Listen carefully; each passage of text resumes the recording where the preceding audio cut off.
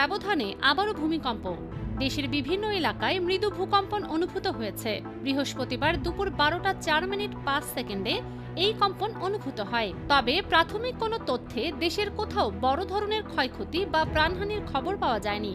ইউরোপীয় ভূমধ্যসাগরীয় ভূমিকম্প কেন্দ্র ইএমএসসি ওয়েবসাইটের তথ্য অনুযায়ী রিক্টার স্কেলে এই ভূমিকম্পের মাত্রা ছিল 3.7। এর উৎপত্তি স্থল ছিল ভারতের সিকিম রাজ্যে, যা বাংলাদেশের সীমান্তবর্তী অঞ্চলের খুব কাছেই অবস্থিত।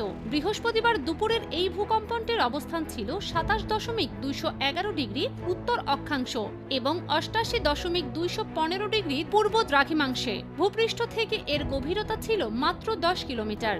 গভীরতা কম হওয়ায় কম্পনটি মৃদু হলেও অনেক জায়গায় স্পষ্টভাবে অনুভূত হয়েছে।